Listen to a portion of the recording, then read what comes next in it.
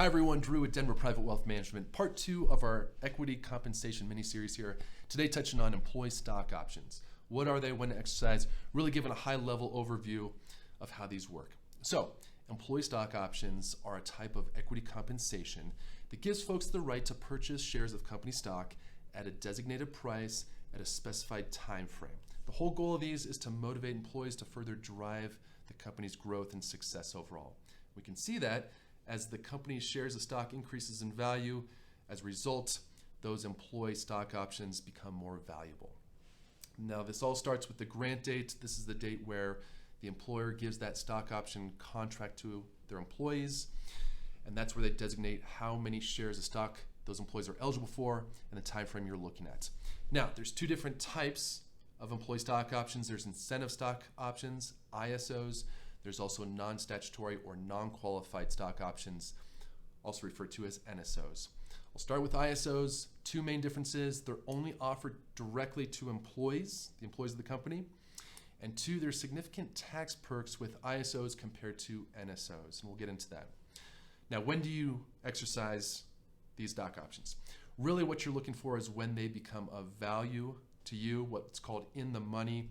It's when that strike or exercise price is actually lower than that current market price, because you can essentially take that difference now and sell it for a gain. Now, what you're looking for from a tax perspective is that what's called the qualifying disposition. And if you hit that qualifying disposition time frame, then you're not taxed when they're granted, when they're vest, or when they're exercised. You're only taxed when you sell them down the road. Now, to hit this preferential tax treatment, this qualifying disposition, you need to hold on to these ISOs for at least 1 year from when they exercise and at least 2 years from when they're granted. You hit that qualifying disposition, now you're eligible for long-term capital gains treatment, which is a nice feature. So key things to be aware of with ISOs: one, again, the holding period. You want to make sure you hit that qualifying disposition if you can.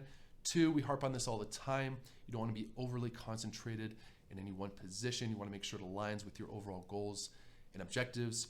Number three, there is a $100,000 ISO limit each and every year. Any additional shares will be considered NSOs.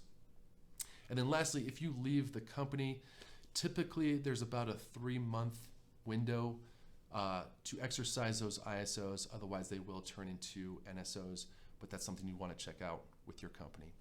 Lastly, to hit on NSOs, non-qualified stock options. Now, these are not only offered just to direct employees. NSOs could be offered to outside service providers, so board directors, consultants, things of that nature.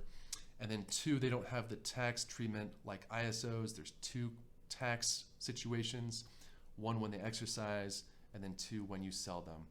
When you exercise, that difference in exercise price and market price will be taxed as ordinary income.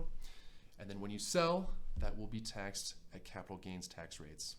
That is a very high-level overview of employee stock options, ISOs, NSOs, what to be aware of.